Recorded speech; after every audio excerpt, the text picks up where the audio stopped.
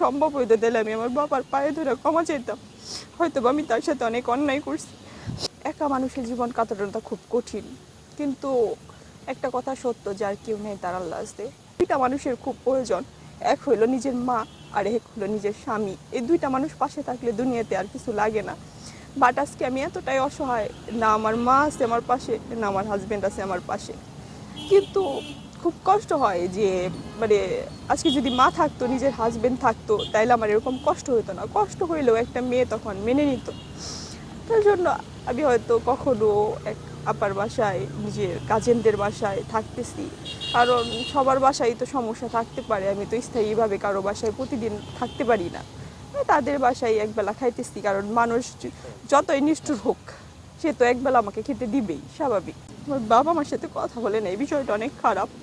কারণ আমি হলাম আমার বাবার বড় মেয়ে, শুধু ক্ষমাটুকুই চাইবো, কারণ আমি জানি না আমি কতদিন বাঁচবো, কিংবা আমি যে অবস্থায় আছি হয়তো যে কোনো সময় মারা যাব। জাস্ট আমার বাবার কাছে আমি ক্ষমা চাইবো, কারণ সে তো আমাকে এত বড় করছে, ওই হিসেবেও যেন আমাকে ক্ষমা করে দেয়। আজকে হয়তো আপনাদের সামনে আমার থাকার কথা ছিল না।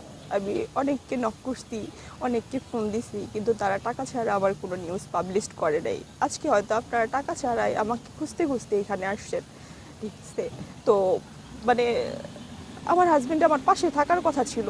বিয়েটা করার পরে আমার বাবার কোনো কিছু বলে নাই। আমার ফুপিরা শুধু বলল, আমার বাবা তোমার সাথে কথা বলে না। আমার ফুপিরা আমাকে জাস্ট বলল যে তুমি যে কাজটা করছো, এই কাজের পরে তুমি বাসায় এসো না, হয়তো আমার ফ্যামিলি আর তোমার বাবার সমস্যা হবে। এই জন্য আমি আর বাসায় যাই নাই, তাদের সাথে কন্ট্যাক্টও করি নাই।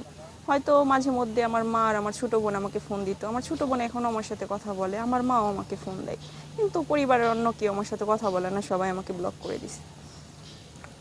আসলে এই যে আপনার বাবা আপনার সাথে কথা বলেন, এই বিষয়টা আসলে কেমন লাগে? আসলে এই এক সময় তার খুব আদরের ছিলাম।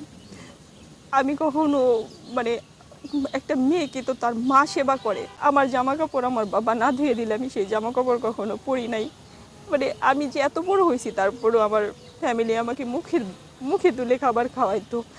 তো আমার বাবা আমাকে বলা ছাড়া কিংবা আমার ফ্যামিলি আমাকে ছাড়া কোনো ডিসিশন নিত না, কিন্তু আজকে সেই বাবাই আমাকে, মানে আমি কখনো যদি রাস্তা দিয়েও যাই তার সামনে পড়ি, আমার দিকে তাকায় না।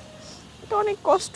আমি হয়তো আমার বাবাকে অনেক কষ্ট দিছি, আমি তো তার কাছে যে ক্ষমা চাইতে পারতেছি না। যদি চাই, কি বলে ক্ষমা চাইতেন বাবার কাছে? এই যে আপনার চোখে পানি, এটা কেন? হয়তো বা নিজের মা বাবাকে কষ্ট দেওয়ার ফল, আর অচেনা একটা মানুষকে বিশ্বাস করার ফল, যে বিশ্বাসের কোনো যোগ্যই ছিল না কখনো। আমার এই ভিডিওটি যদি আপনার আব্বুর কাছে যায়, আপনার আব্বুকে কি বার্তা দিতে চান একটু যদি বলতেন, আমার ভিডিওর মাধ্যমে আপনার আব্বুর কাছে ক্ষমা চাইতে পারে। হ্যাঁ, যদি আমার বাবা কখনো দেখে থাকে এই ভিডিওটা, জাস্ট আমার মাকে বলবো যে আমি হয়তো আমার মা বাবার মায়া ত্যাগ করে এমন একটা মানুষকে ভালোবাসছিলাম যে ভালোবাসার যোগ্য না। যদি আমার বাবা পারে তাহলে আমাকে ক্ষমা করে দিক, আমি তার কাছে। আজকে এই যে আপনার হাজবেন্ড রিপন পাশে নাই, আপনার পরিবার পাশে নাই, আপনার শ্বশুর শাশুড়িও পাশে নাই, এমন তো অবস্থায় আপনি কিভাবে থাকছেন, কিভাবে খাচ্ছেন, কিভাবে চলছেন?